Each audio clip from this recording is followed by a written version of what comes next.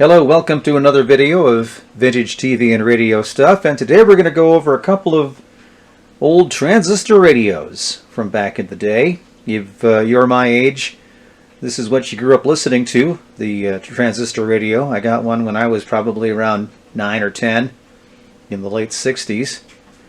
And I got me a Jade transistor radio. I still remember the name. Probably looked a lot like this one right here. And my friend and I would sit on the roof of his garage and listen to stations like WOKY and WRIT in Milwaukee, because that's where I grew up. Of course, not too far away, WLS. Listened to that quite a bit too in Chicago, and some of the other top 40 stations in the big city of Chicago too. But yeah, a lot of great memories listening to those old 60 songs on a good old AM transistor radio. We're going to start off with this one. It's the Lloyd's model 707 AM/FM radio.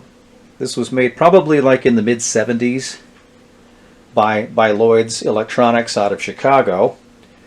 They made mostly low-end products, cheaper products, radios, a lot of radios, the occasional receiver, some turntables with built-in radios in them, and televisions too, portable TVs.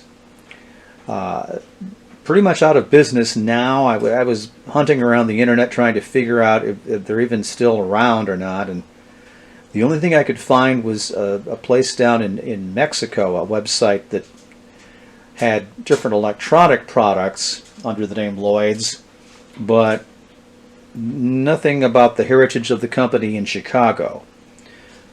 That goes back to the 60s. But we're going to take a little closer look at this radio and see if it works. So let's check it out. Now, as you can see, we have the AM/FM tuner bands here. We have the telescoping antenna that goes up about 2 feet. On the side of the radio, we have the on-off knob and the tuner knob. Now, this isn't displayed very well, but that's what they are. This looks like it used to be a carrying strap connector. There's an ear plug for your mini plug on the back there. Here's the information about the radio on the back. There is a band switch right here, AM and FM. And as you can see, the battery compartment cover is missing from this. I got this at a Goodwill, and usually something like that is the first thing to get lost, obviously, so that's why it's missing. Of course, I got a good old Dollar Tree battery in here. Only the best. Nothing on this side. It's blank. So let's go ahead and turn it on and see what we get.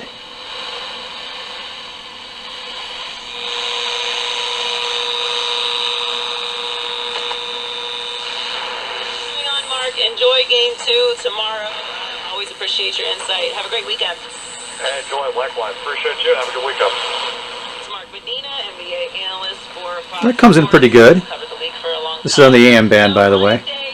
And if you're a fan of these videos, you know I only get one AM station in this area. So it's coming in pretty good.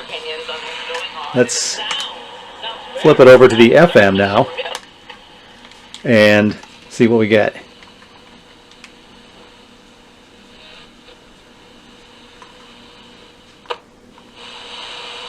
Turn the volume up a little bit.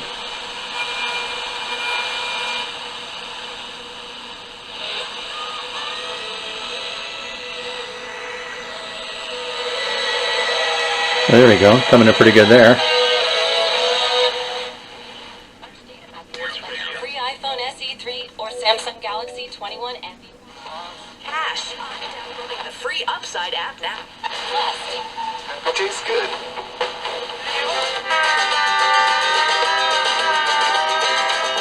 All right. Pretty good now. You'll handle it. Just post it on Facebook.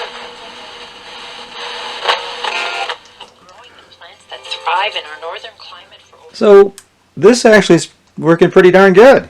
if it weren't for that missing battery compartment, this would be a very nice radio to basically just use as you're hanging around on the roof of your friend's garage, the next door neighbor's garage. So there you go. That's the Lloyd's Model N707 9-transistor radio made in Taiwan for Lloyd's Electronics out of Chicago from the mid-70s. And before we move on to the next radio, I thought I'd just pop off the back and show you the insides in case you're interested in that kind of stuff. Alright, the next one I want to show you is this little item. I got this at a flea market in the area on Memorial Day. This is the Electro-Brand model number 1466. Deluxe radio equipped with an AC jack for alternate power. Also includes the carrying case, earphone, and battery.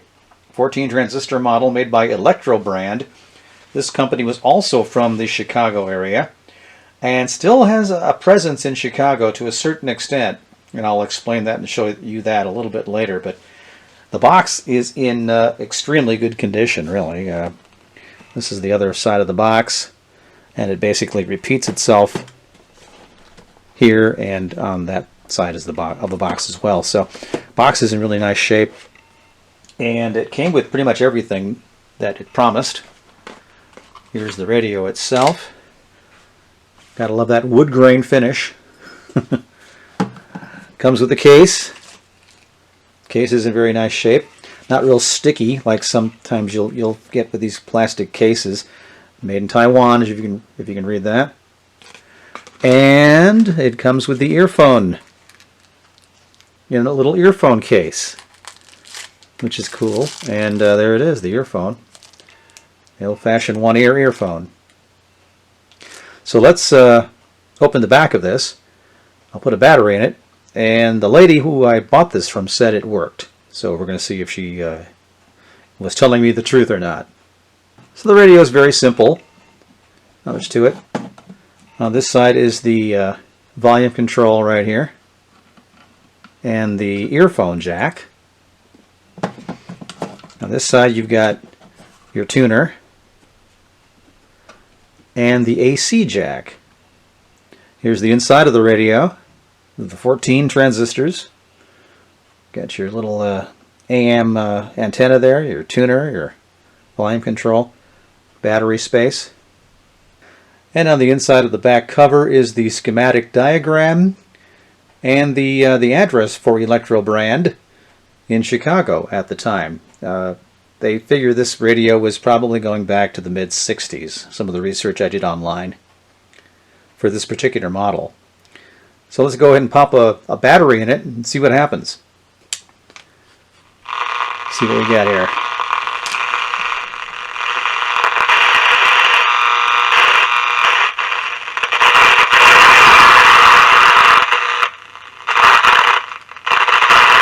Supporter and host and the U alum.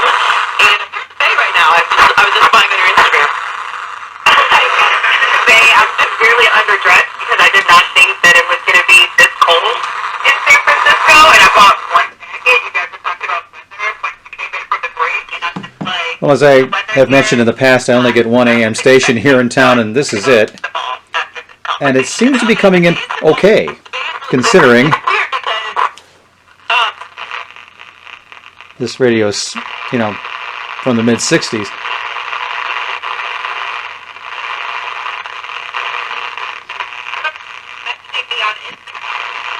A little touchy, though. A little hard to get tuned in.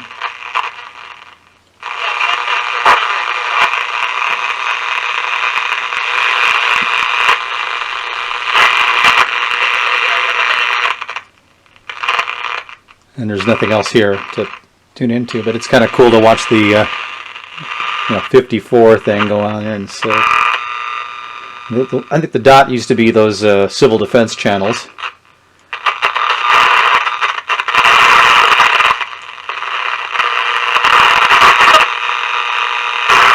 Level that anyone was going to give me any money for NIL, but I did have two brothers play college football, and we've heard stories forever. I mean, Billy Corbett made his entire 30 for 30 broke about,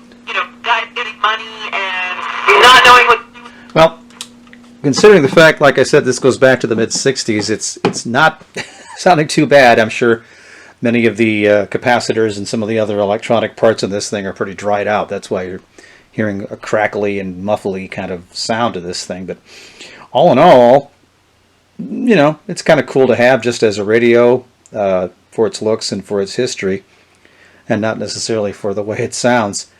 Electro-Brand also made a ton of other products, radios primarily, over the 60s and 70s, into the 80s perhaps, maybe even a little beyond that.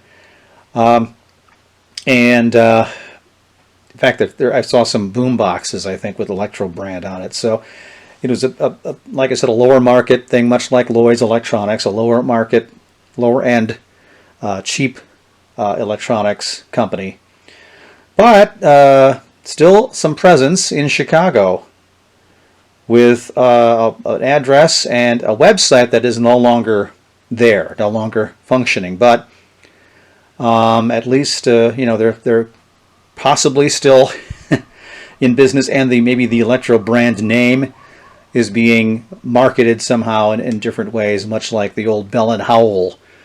You see that name being used for all kinds of products nowadays. So this is the Electro-Brand. It's the model number 1466. So that's going to take care of our video for today. If you have any comments, leave them below. Be sure and like the video. Subscribe to my channel, and we'll have more vintage TV and radio stuff down the line. Thanks for watching.